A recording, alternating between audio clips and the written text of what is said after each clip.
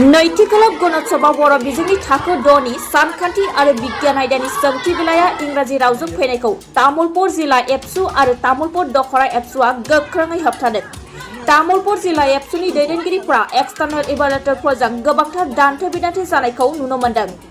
गले गले सावरायसेयाव बे एबसु आरो बर' थुनलाइ आफादखौ मेगनाव हाद्रि बाला सारनानै बर' राव बिजोंखौ फोजोबस्रांनायनि खैसारि खालामबाय थानायनि थाखाय आसाम सरकारनि खुंनाय गणोत्सवआव फरायसा फरायसुलिफोरखौ आनजादाव जिरायनो होआखै तामुलपुर जिल्ला एबसुआ।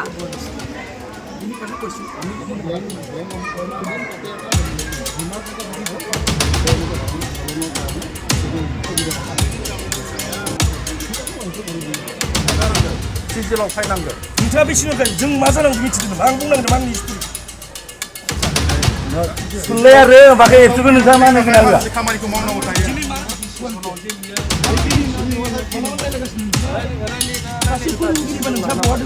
एबसुआ मा बुंदों साइटआ मा बुंदों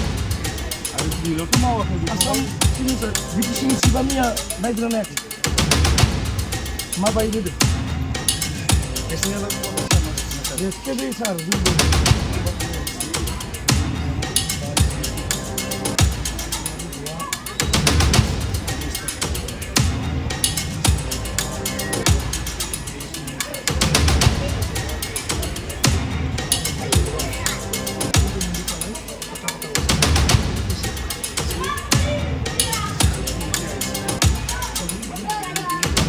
दिनैनि जि नैथि खोलोबनि जि आसाम सरकारा लानाय गुणोत्सव बेखौ तामुलपुर जिल्ला दुलाराय बर' आफादनिफ्राय गिबियावनो बरायग्रोदों आरो बेजों लोगोसे दिनै तामुलपुर जिल्ला एबसुनि बेन्दोङाव थानाय मोनफ्रोमबो दखरा आफादखौ जोङो इन्सट्राक्सन होखानाय जादों जे जोङो मालाबाबो सरकारनि बिरोधि नङा आयेननि बिरोधि नङा अराय समबो जोङो सिस्टेमखौ लुबैयो नाथाय दुलाराय बर' आफाद आरो बर' थुनलाइ आफाद बेखौ गोलाव समनिफ्रायनो बुंबोबाय थानाय जादों जि क्लास 6 नि बिगियान आरो मेथ्सखौ बर' बिजोंजों पेपारखौ हरनांगौ होननानै बा बर' बिजोंजोंनो साफायनांगौ होननानै थांनाय 29 आगस्टआवनो आसामनि chief minister doctor Himanta Biswa शर्मानि चेयारमेनशिपआवनो जोङो दुलाराय बर' आफाद आरो बर' थुनलाइ आफादा सावरायनानै बिथाङा खोथा होदोंमोन जे बर' रावखौ बर' रावैनो लाखिनाय जागोन नाथाय बेबायदि बुंनाय बाथ्रायाबो नाथाय दिनै फैनानै गुणोत्सवआव जोंनि जि क्लास 6 नि बर' मिडियामनि जि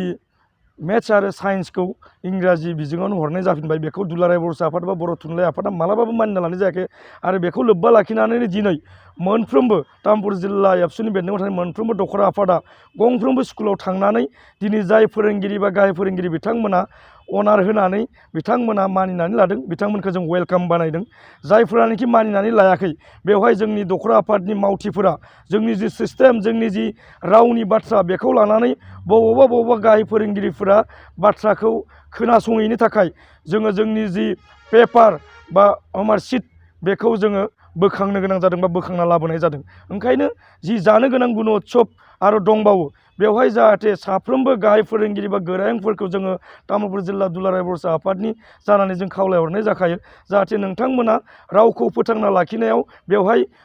एबसुनिल' बियो दायित्व नङा साहित्य सभानिल' बियो दायित्व नङा साफा गाहाय फोरोंगिरि नोंथांमोनाबो दिनै बिजोंखौ लानानै बेवहाय फोरोंगिरि जानानै दङ बिजोङा गैयाब्ला रावा गैयाब्ला मालाबाबो बेवहाय फोरोंगिरिनि गोनांथियाबो जानाय नङा बै बाथ्राखौनो दिनै तामुलपुर जिल्ला एबसुनिफ्राय जोङो गोख्रोङै खावलायहरनाय जादों उननि समाव सोरबा गाहाय फोरोंगिरि बा गोरायुं बिथांमोना एबसुनि बुंनाय बायदि जुदि मानियाब्ला मायबाफोर जुदि बेवहाय जेंना नुजायोब्ला बेवहाय दुलाराय बर' आफादनि मालाबाबो दाय जानो हानाय नङा बेनि दायनिगिरिया नोंथांमोनानो जानांगोन ओंखायनो फिन दिनै जिखिनि हाबाफारिखौ दिनै तामुलपुर जिल्ला एबसुनि बेन्दोङाव थानाय मोनफ्रोमबो दखरा आफादखौ आं साबायखर बावदों आरो लोगोसे जि जानो गोनां गुणोत्सव बेवहायबो जोङो गोख्रोङैनो खामानि मावगोन बेखौ आं तामुलपुर जिल्ला दुलाराय बर' आफादनि जानानै खावलायहरनाय थाबाय माखासे फरायसालिफ्रा जायखौ मानिनो नागिराखै बिथांमोनखौ जोङो बुंगोन जे दिनै सोलोंथाइखौ जिहेथु माने गुन गोनां सोलोंथाइ लानो थाखाय दुलाराय बर' आफादा बेनि थाखायनो साननानै खामानि मावगासिनो दङ बेवहाय मालाबाबो जोङो फोरोंगिरिनि बादगा खामानि मावनाय जायाखै बेखौ फोरोंगिरि सार बिथांमोनाबो मिन्थिगौ बेनिखायनो जोङो बेनि सायाव जिखिनि खामानि मावनांगौ हारिया थांना थानांगौनि थाखाय रावा थांना थानांगौनि थाखाय बेवहाय दुलाराय बर' आफादा मालाबाबो कमप्रमाइज जाया बेवहाय जि पन्था लानांगौ जि खामानि मावनांगौ बेवहाय दुलाराय बर' आफादा अराय सम थांखि लानानै खामानि मावनाय जागोन।